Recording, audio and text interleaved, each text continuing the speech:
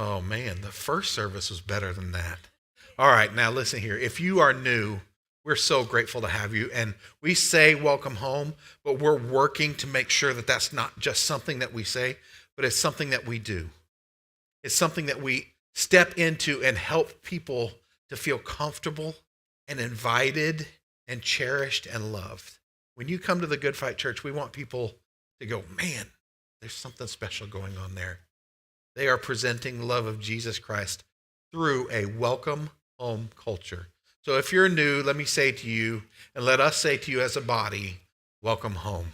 Welcome home. Yeah. Now we're ready to go. All right.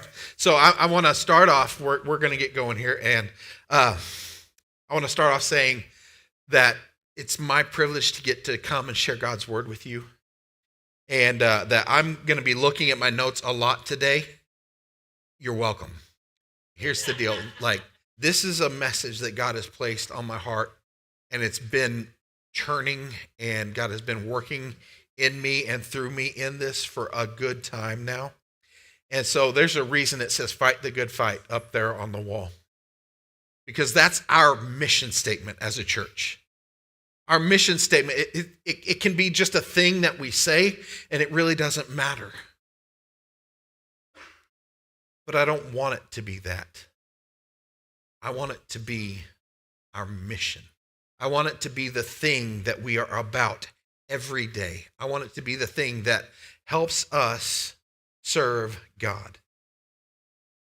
But if we're honest, most of us don't stop to ask the question, what does it actually look like to fight the good fight every single day? You ever stop to ask yourself that? To think intentionally about what does it mean for me to fight the good fight? Not on Sundays, not in special moments, but on a Tuesday morning when life feels chaotic. On a Thursday night when we're tired. It's been a long week.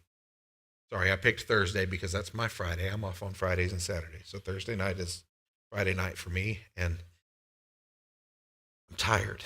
Or when temptation hits. When discouragement settles in. It's kind of sneaky that way, discouragement. It just eases its way in slowly and quietly. And all of a sudden, we're really down.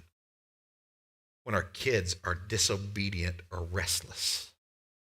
Our kids, when our parents don't understand how we're feeling. But we say, fight the good fight. And that has to happen every day. And we say fight the good fight so that we are a part of what God is doing.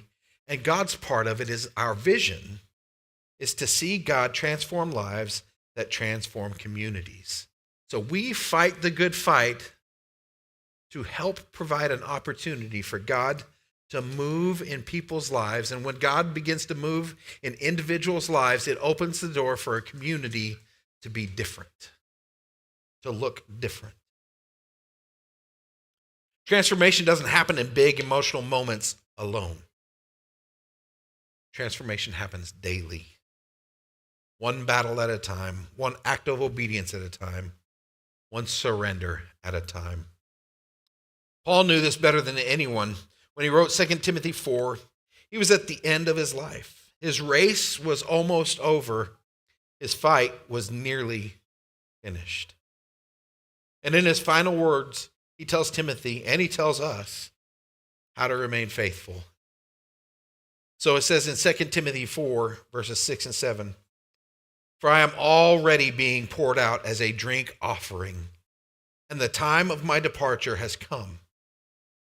I have fought the good fight. I have finished the race. I have kept the faith. These are the words of a man who stayed faithful, a man who kept going when it was hard, a man who didn't quit when it was uncomfortable or painful. In church, that's our calling too. Paul wasn't the first. When he wrote this letter, he was writing specifically to Timothy and calling him into filling the role that Paul was about to step out of.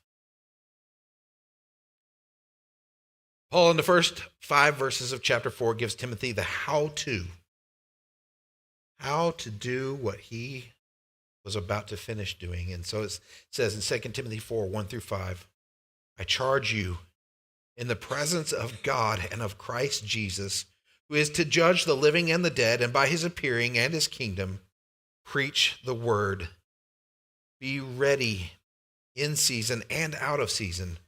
Reprove, rebuke, and exhort with complete patience and teaching. For the time is coming when people will not endure sound teaching, but having itching ears, they will accumulate for themselves teachers to suit their own passions, and will turn away from listening to the truth and wander off into myths. But as for you, always be sober-minded, endure suffering, do the work of an evangelist, fulfill your ministry. Fulfill your ministry. So today I want us to walk through 4 ways we fight the good fight daily. Number 1, be pursuing a relationship with Jesus. Pursuing Jesus.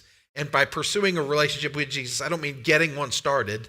I mean getting one started and pursuing it every day. When I do premarital counseling, one of the things that I always talk to couples about is don't stop dating. It's real easy after just a couple years to stop dating each other, to stop chasing after one another. And so it's really important. Pursue one another. And in our relationship with Jesus, it's the same. Number 2, by pointing others to Jesus.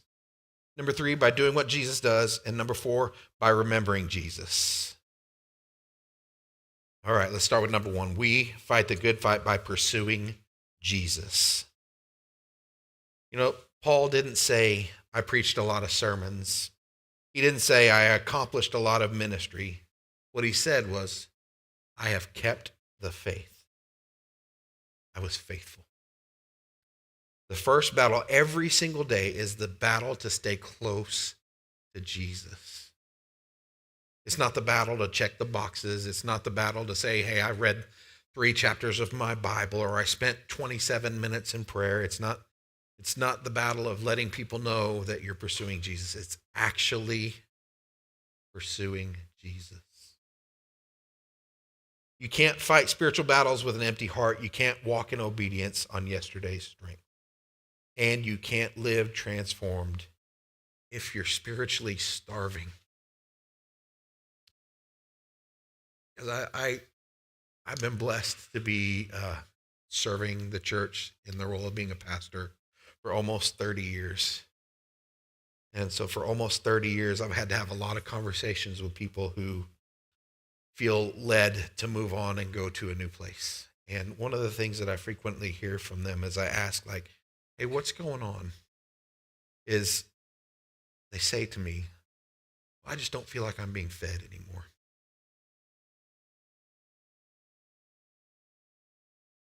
That's something that just breaks my heart.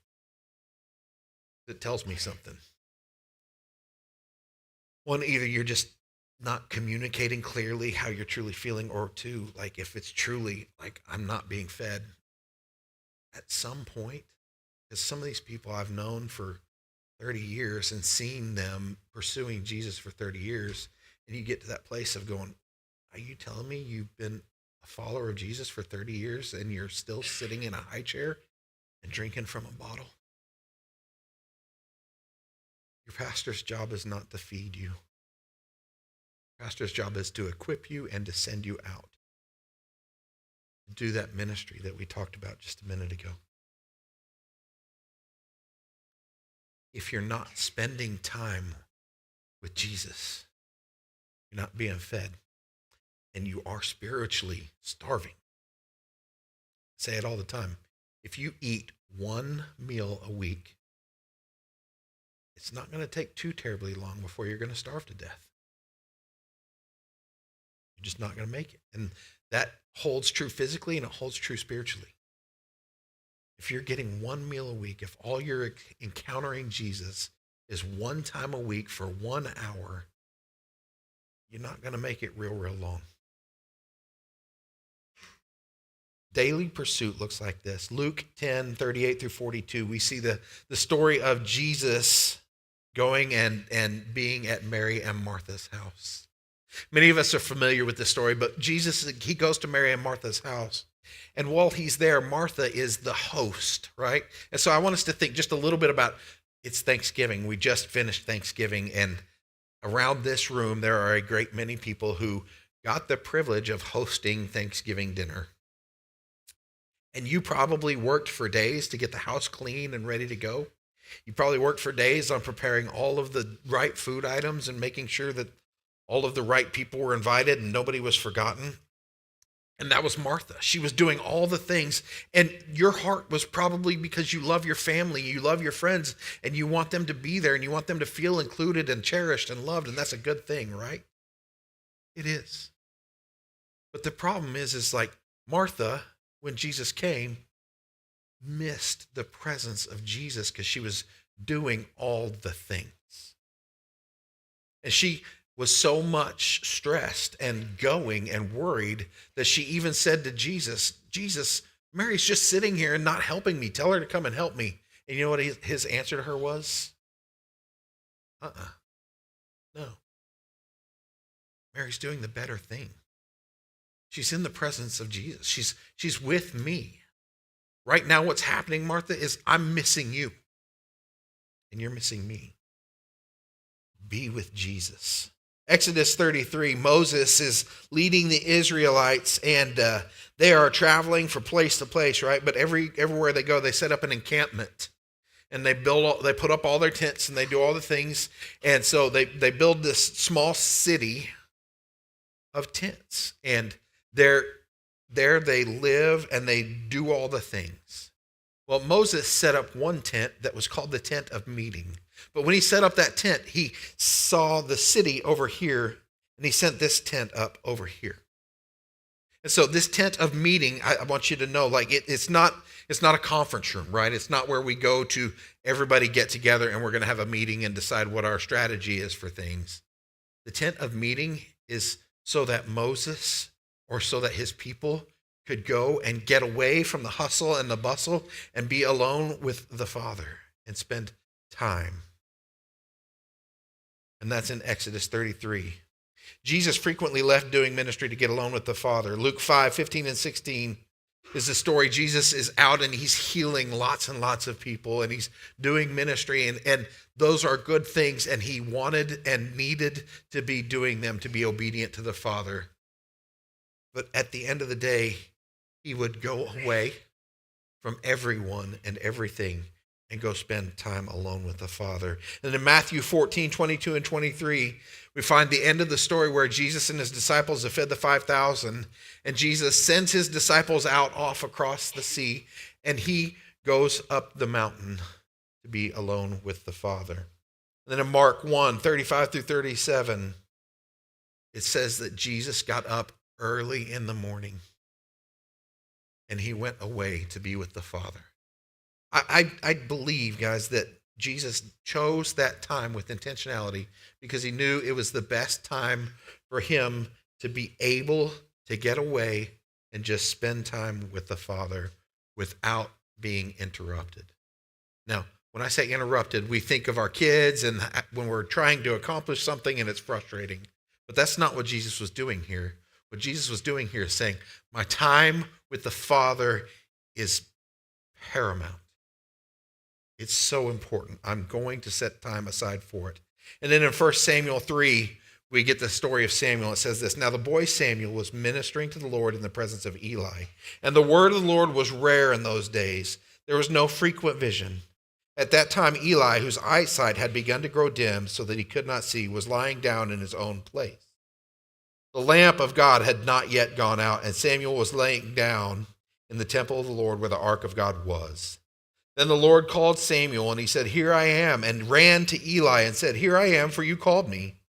But he said, I did not call, lie down again. So he went and lay down, and the Lord called again, Samuel. And Samuel arose and went to Eli and said, Here I am, for you called me. But he said, I did not call, my son, lie down again. Now Samuel did not yet know the Lord, and the word of the Lord had not yet been revealed to him. And the Lord called Samuel again the third time, and he arose and went to Eli and said, Here I am, for you called me." Then Eli perceived that the Lord was calling the boy. So I want to go back to this story of Moses and putting up the tent of meeting, okay? Because herein we see this idea of the city and the hustle and bustle and all the things. And the reality is this is our world, right? So I tell people all the time, I don't think the world has gotten worse. In all reality, I think the reality is the world has gotten smaller. And we are more aware of all of the things that are happening. And so while the world has gotten smaller, that means we spend more time in the city. We spend more time distracted and busy and going and doing. That doesn't mean we're going and doing bad things, but if they interfere and they stop us from having time with our Lord and Savior, then we are doing bad things, even if they're good.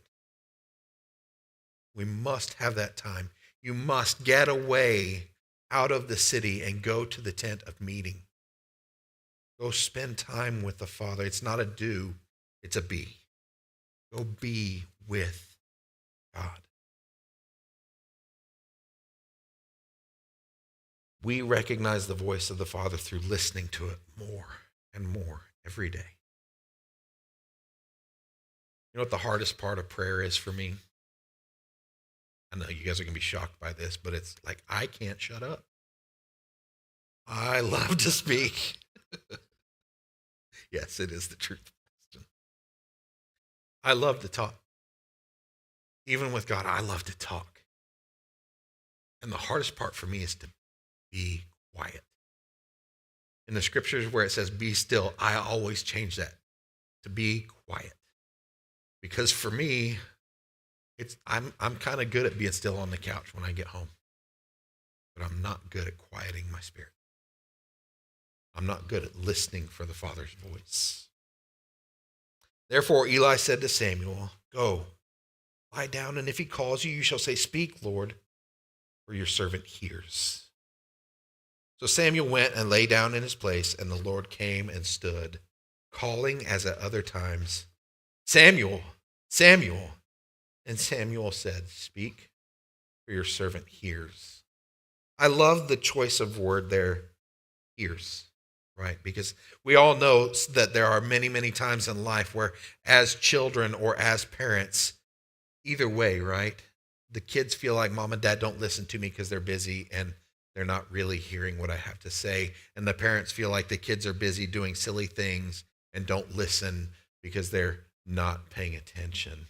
And so both of those things can be true, but at the same time, this is how we treat God. We give him half of our attention. We sit here scrolling on our phones while we're listening to the word. We have a divided mind. It's tough. So, let me say this to you. Your spiritual strength tomorrow is built on your spiritual habits today. Your spiritual strength tomorrow, what you have to get through the day tomorrow, is built on your habits today. So this week, find a time every day to get alone with the Father. And let me take a second here to say, husbands, I would love for you to take time to lead your wives in spending time with the Father. Parents, take time in leading your children. Show them what it looks like. Let them see it. I'm here today because I watched my grandma and my grandpa on Saturday mornings when I was a little boy. They'd go into the living room and they'd turn cartoons on for us, and we'd sit in the living room, me and my two cousins and my sister, and we'd watch cartoons. And in the kitchen, just barely in view, my grandparents sat at their kitchen island bar, and they had their quiet time together, and they prayed together. And I never really talked to them about it, but that act created a desire in me. They modeled something that I desired to follow. They had something that I longed for and wanted in my life. So parents, model it to your children. Let them see the beauty and let them see how your spirit calms and settles when you're dealing with them, when you're disciplining them and teaching them. You'll change. Spend time with Jesus. Spend time with Jesus.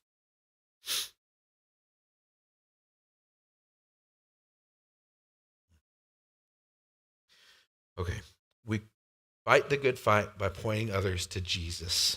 We fight the good fight by pointing others to Jesus. When my son Josh was just probably 6 or 7, okay, I'm just going to tell you, I'm really bad about remembering ages and times. And so I'm just kind of guesstimating here that he was 6 or 7 years old. Yeah, so Taylor. I'm going to move on. When he was 7 years old, he started riding a bike, right? And when we got him off the training wheels, and in the house in which we lived, right around the corner, there was these trails that kind of wove through the woods, and there's like a little park area. And at the back of this trail, there was a little pond, and Josh loved to go back to the pond and just, skip stones or see the turtles or, just whatever. He loved to go hang out at this pond for a little while. And so we would go and do that pretty regularly, right? We'd go ride our bicycles back to this pond. And so one weekend, it was on Saturday, and it was really, really pretty. And we decided we were going to go ride our bicycles, and we were going to go back to the pond and just hang out for a little while. And so I got on my bicycle. I got Josh on his bicycle, and Becky climbed on her bike, and she had the little bitty seat for Ryan on the back of her bike because Ryan was like 3. And so we venture off, and we head to this pond. And when we get there, and there's another family there, and they're kind of sitting on this little bench off to the side, and they had a little girl who was probably just a little younger than Josh.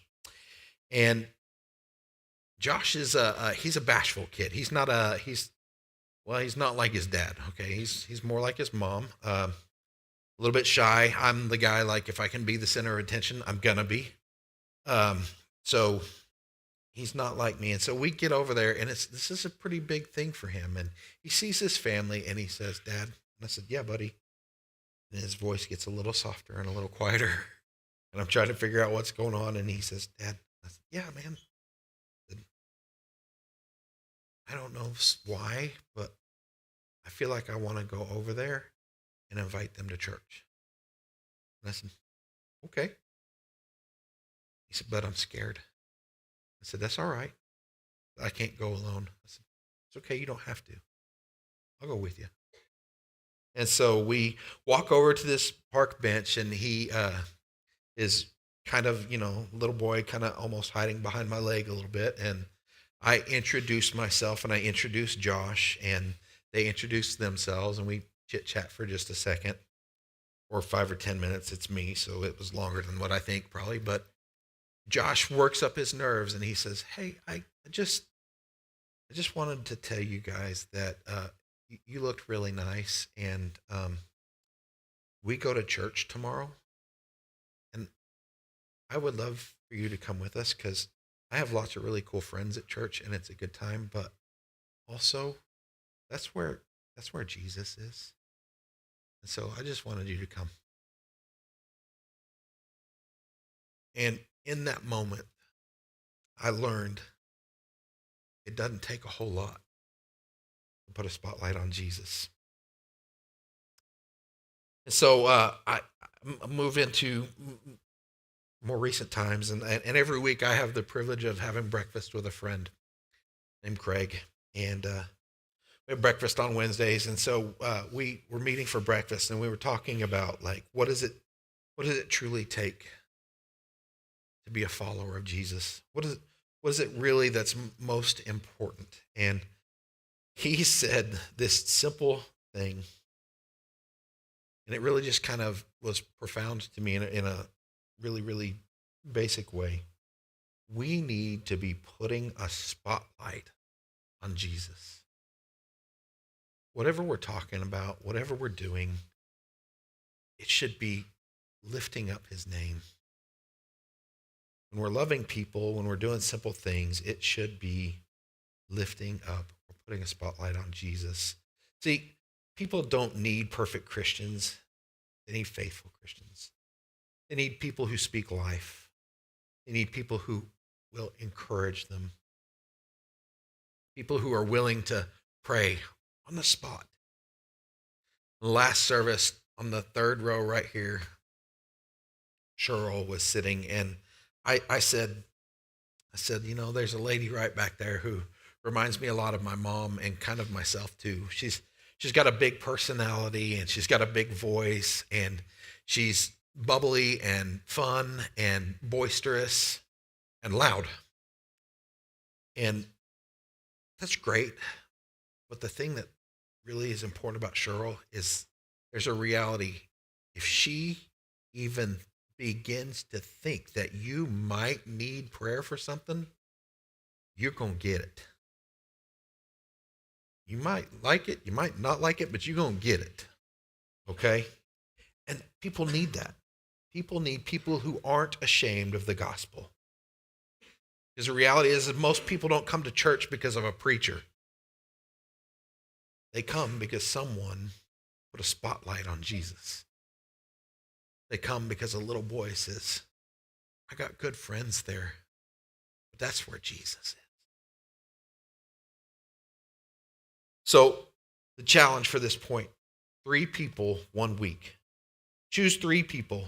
Choose one who doesn't know God. And I want to take just a second here to say, right now in our church, we have a focus of 500 at 500.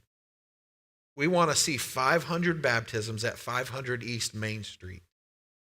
And so I want you to know in that it's not really about the number. It's about seeing lives transformed. It's about seeing people come into a loving relationship with a loving God. It's about transforming lives. So find one who doesn't know God. Find one who's hurting. Find one who is needing encouragement. And this week, pray for them every day. Then invite, encourage, or check in with at least one of them. As that is evangelism in real life. That's putting a spotlight on Jesus. And then we fight the good fight by doing what Jesus did. Fight the good fight by doing what Jesus did. Paul says he is being poured out like a drink offering. Christianity is not about consuming. It's not about what I get. It's about pouring ourselves out in love. Jesus modeled a life of serving, of healing, of forgiving, of listening. That's the part I'm working on it, okay? Of sacrificing and loving people who didn't deserve it. When we do what Jesus does, our lives look like his. In Acts chapter 20, we see this passage that says this, Now from Miletus he sent to Ephesus and called the elders of the church to come to him. And when they came to him, he said to them, You yourselves know how I lived among you the whole time from the first day to the last that I set foot in Asia, serving the Lord with all humility and with tears. Sometimes love costs. I had a mentor, a friend, send me this book. It's called Fan the Flame by Jim Cymbala. He's the lead pastor of the Brooklyn Tabernacle. And as I was thinking about modeling what Jesus does, as I was thinking about loving, this passage came back from this book, and so I just want to share it with you. It says this, I'm reminded of the time I encountered a woman in the lobby of our church. I recognized her as a member, but for one reason or another, I hadn't interacted with her for quite a while. The first thing I thought when I saw her was she looks as if she's aged 15 years. Her hair has gotten a lot grayer. When I shook her hand, it felt hard and calloused. And she said, Pastor Cymbala, I want you to meet someone. Next to her stood a 20-something young man. This is my son Reginald, she said. He's the first one in my family to ever get a high school diploma, and now he's going to law school. Her eyes welled up with tears, and I later learned what she had gone through to make this all possible. Working 3 jobs and forgoing a lot of life's pleasures, all for her son. She'd gone through the pains of childbirth for him many years before, and she took on even more hardships later in life to raise him and help him succeed. I'll bet she shed more than a few tears for him. But do you think she was sad or resentful about it? No. When you love someone, you freely sacrifice for them, and your heart follows them wherever they go. Ministry like that never counts the cost, nor does it become a dull routine. The Apostle Paul deeply loved people. No wonder he got through to them. Love always finds a way. Let's ask God to give us his heart for people.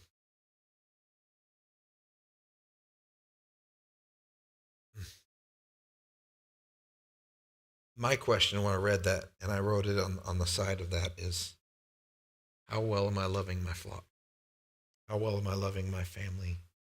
Not how big is my heart for them, or how much do I feel love for them, but how well am I loving them? Am I doing the act of love? So this week, one act of kingdom kindness. Every day, do one thing for someone who can't repay you. Buy someone a coffee. Write a note of encouragement. Help a neighbor. Forgive someone who hurt you. Bless someone financially. Serve quietly and humbly. This is how we show the world what Jesus is like. This is how we put a spotlight on him. Remembering Jesus means pointing others to him, doing what he did. In other words, it means fighting the good fight. So, next week, we get to celebrate communion. We do that once a month here. It's an easy thing to come in and just begin to follow what everybody else is doing. Billy talked about that right back here. And many, many believers do that. I've done it many, many times. We just kind of come and do what's expected of us, and we check our boxes, and then we move along with life. But communion is a calling for us to remember Jesus. He says, do this in remembrance of me. And so what we are called to remember is this. He says, remember my life. Remember my love. Remember my example. Remember my sacrifice. Remember my humility. And remember to walk the way I walked.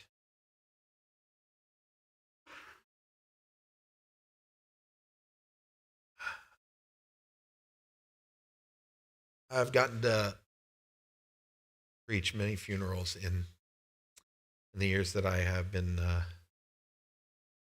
pastoring, and there's something that frequently happens at a funeral where we talk about, like, if you want to honor the memory of this loved one that we lost, do what they did, right? And I think that's where, I think this communion is where that thought comes from. The way we honor Jesus is to imitate him. And nowhere is that clearer than in the upper room.